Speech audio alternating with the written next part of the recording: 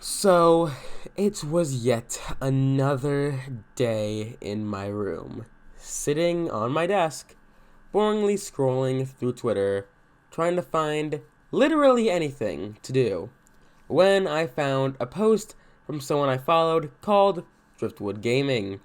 They had recently released slash updated their game, and I decided to try it out. What you are watching is the culmination of what started that very day. Hi, I'm your host Jay from DRG, and today we'll be studying Driftwood Gaming's Legend of Driftwood. I've been following Driftwood Gaming for a long while since he shows off multiple tips and tricks for those making RPG Maker games that honestly really helped me out when I was working on some of my past projects as well as my current one. So, I hope his game is just as good as the tips he gives out. Strap yourselves in, because this might be one long ride.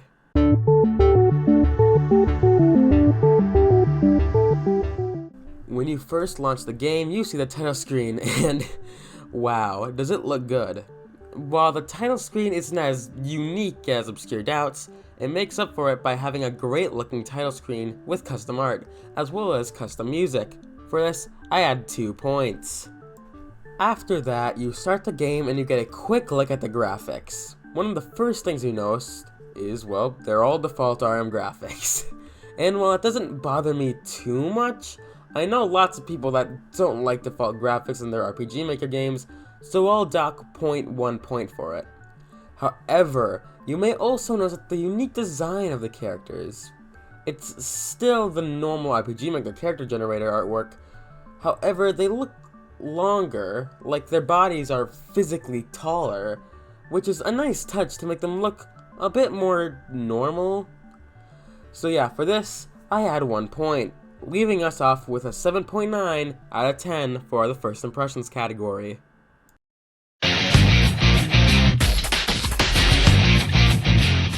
The story starts with Tiana and Driftwood eating dinner when their village is attacked and they had to escape to the sewers. After escaping the sewers, we cut to a knight named Arteris being alerted that the kingdom is under attack by an empire.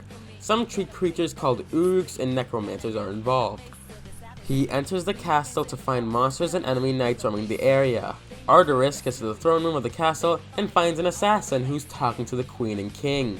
You enter a fight with the assassin, and the assassin is a very tedious battle because he has 2 damage over time stats effects that he can inflict, and the only way to seemingly avoid death is by spamming Knight's Valor until the effect wears off.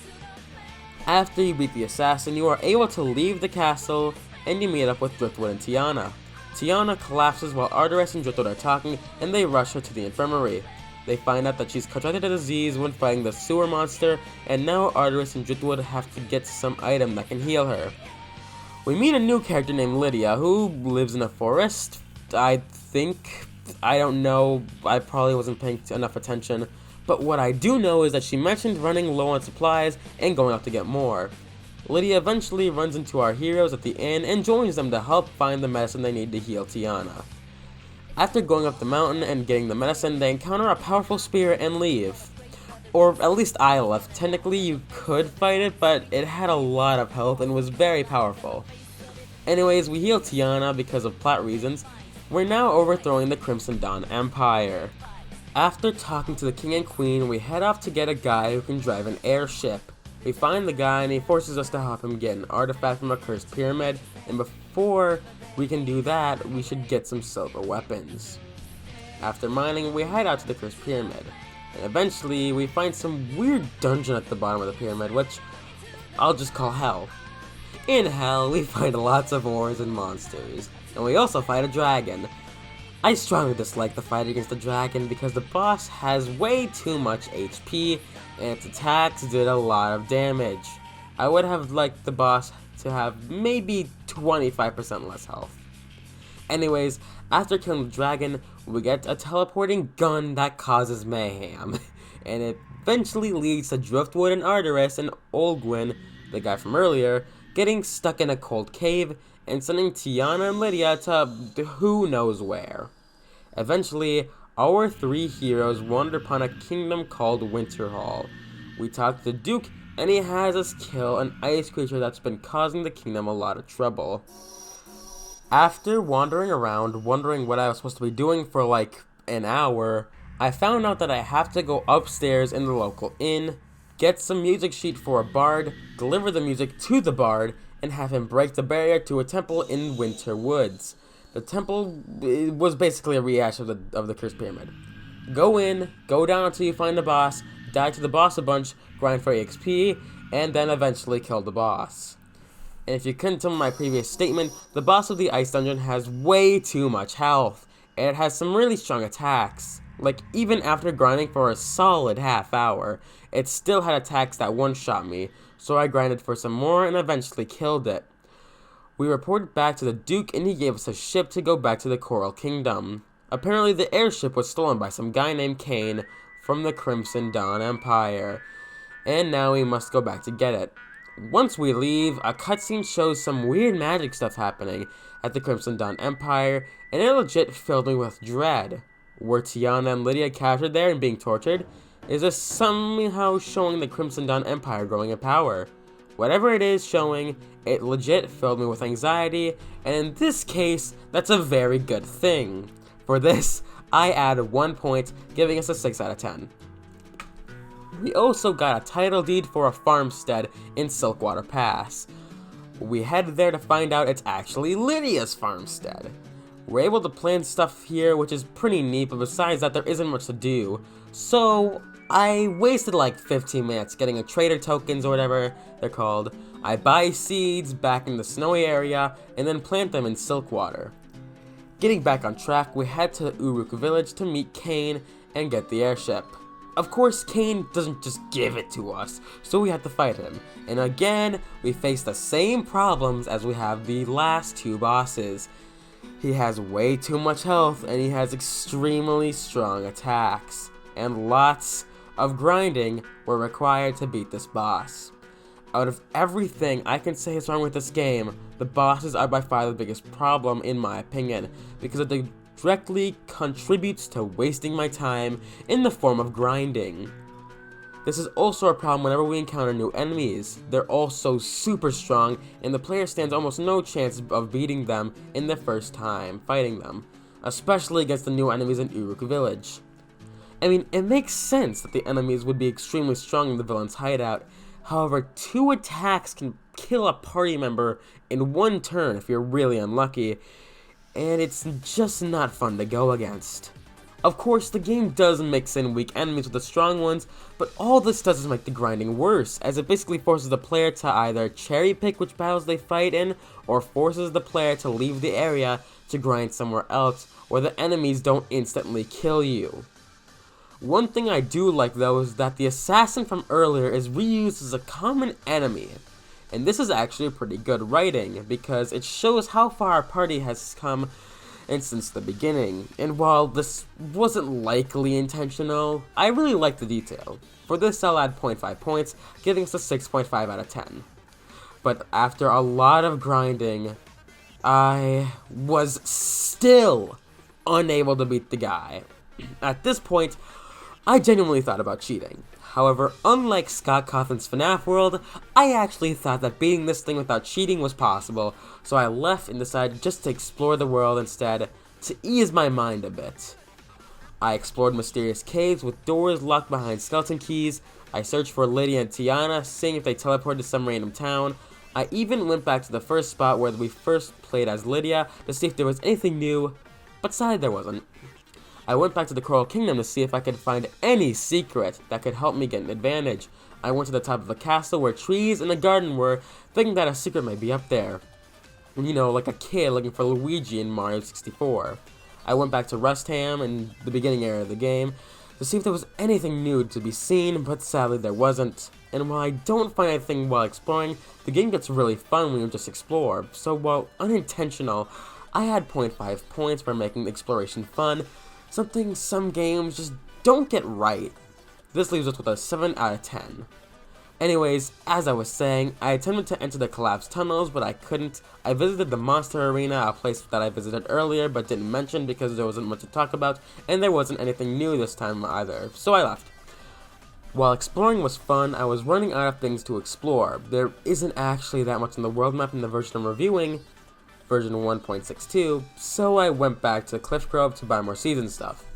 On my way back to the farmstead, I stopped at Arteris' outpost from the beginning of the game to see if there was anything new, and surprise, surprise, there wasn't. I went back to the farmstead to plant more crops, and I officially ran out of things to do. So, I went back to the grind. However, this time, I think I was more prepared. I bought accessories which were supposed to deny instant death, but they didn't seem to actually do that, which was annoying. But I also bought some iron armor for Olgwyn, Driftwood, and Hero, increasing their defenses, and I also have some tonics of healing, focus, and energy to make the battle against Kane a bit easier. So, with all this being said, I went back to grinding and grinding and grinding. This isn't a good thing, mind you, but it's slightly less annoying now that I got some more stuff. And finally, 1 hour of grinding in a battle filled with revived and heal spamming later, this level 30 boss finally died. For reference, I was level 45, but this level 30 boss still gave me trouble. But with that, the credits roll as we've reached the end of this version of the game. Overall, the story of the game was pretty good. My only gripe that I didn't mention was that I don't know why Dark Hero, the bard from Winterhall, followed us to Uruk's castle, or even to Coral Kingdom.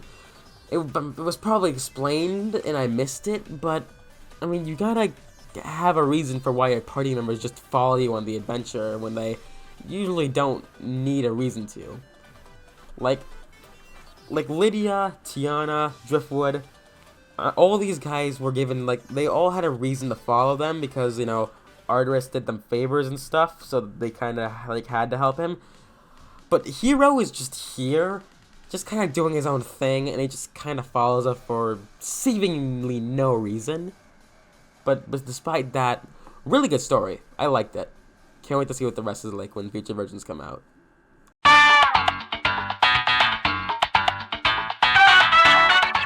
The music was very good and enhanced the experience overall. However, as far as I know, none of it's original. It's either default RM music or music taken from other games, which normally wouldn't be okay. However, this game is free. The only way they make money is by having you donate it to them.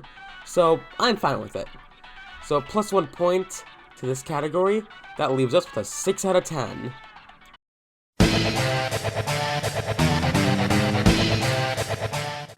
I really like that the player is given the ability to enhance certain stats if they don't like the build of a certain character.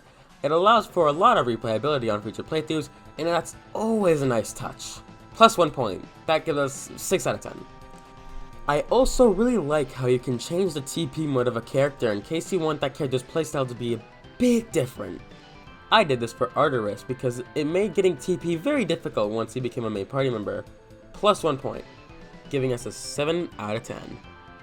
Now that we've gotten the positive things out of the way, let's try and get to the negatives. First of all, mining ores is boring as hell. And it's arguably just as bad, if not worse, than normal XP grinding, which, in my opinion, is the cardinal sin of any game with a leveling system. Minus 0.1 points, giving us a 6.9 out of 10.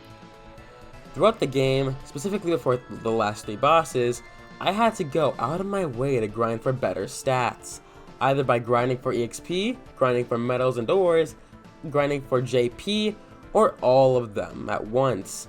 Grinding is stupid, and it's something I hate having to do whenever I play a game with a leveling system because it feels like I'm wasting my time. Okay, well, it doesn't feel like it's wasting my time, it is wasting my time. I am subtracting a whole point for this, giving us a 5.9 out of 10. While I'm not docking points for this one thing I dislike about this game that contributes to grinding is that EXP is not given to reserve party members, or party members that aren't actually in the battle. Many RPGs do this in order to make the game less tedious. Persona 5 did this, as well as Pokemon games with the rework of the EXP share in Pokemon X and Y, as well as the games that came after it. Adding this feature would have made the game slightly less grinding, and better in my opinion. One thing The Legend of Driftwood could be improved is by giving monsters level caps so that the player can't go back to the older areas to grind lots of easy XP. And if you wanted to reuse an enemy, you could copy the enemy in the enemies tab in the RPG Maker database, copying it and changing the hue to show a slightly different variation of the enemy, and then you give it a higher level cap so that it can be used in new areas.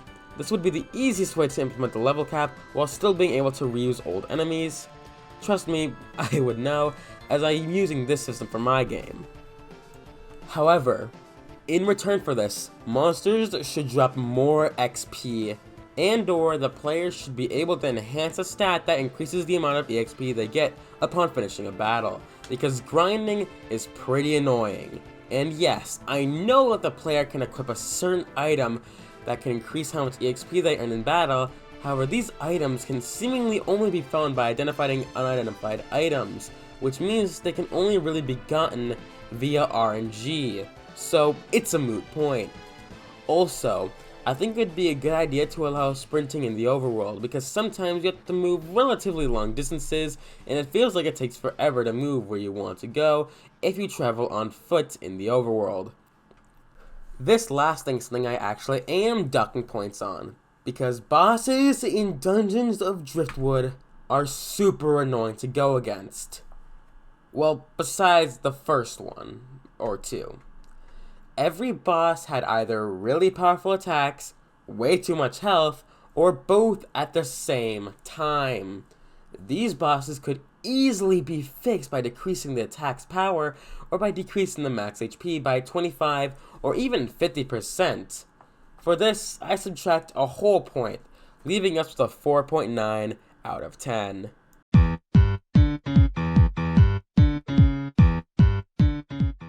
There were multiple sprite errors in the maps, like the left tower on Uruk's castle has a piece of the roof misplaced, and there is a tree in the snowy forest that doesn't have a corner piece on it. For this, I subtracted 0.02 points, giving us 4.98 out of 10. One thing this game did that really annoyed me was its use of sample maps. For those that don't know, in RPG Maker, the player can select a handful of pre-made maps labeled sample maps to use in their games. However, using these maps makes the game maker look extremely lazy, because it shows that they didn't create this map themselves. I subtracted 0.05 points for every sample map I noticed, giving us a 4.73 out of 10. On a much more positive note, the game is very funny and it had me chuckling a good number of times. For this, I had 2 points, leaving us with a 6.63 out of 10. And while I'm not docking any points for this, I feel like the game could have been better if the player could interact with more objects. There are books on tables that can't be read, notes with quills that look like they would have something important written on them, baskets with apples the player could steal from, but there's nothing, and it makes the game feel pretty empty at times.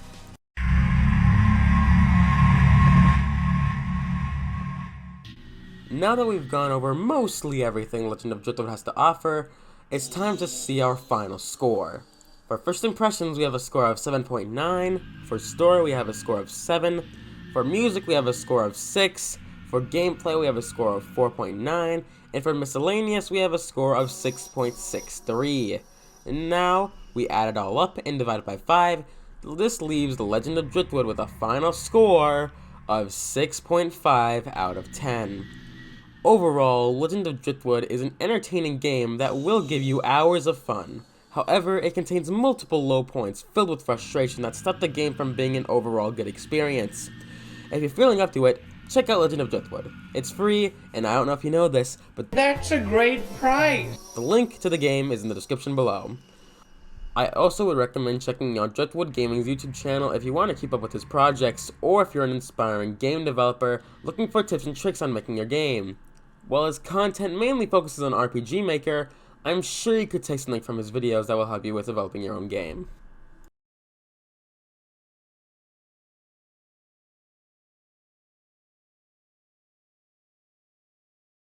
And that's it for this video. Sorry it took so long to come out. I was super busy working on my personal project, as well as dealing with school and all the stuff that keeps you busy during the week. I should also bring up that I take suggestions, so if you have any games that you think I should review, then go ahead and let me know in the comment section below.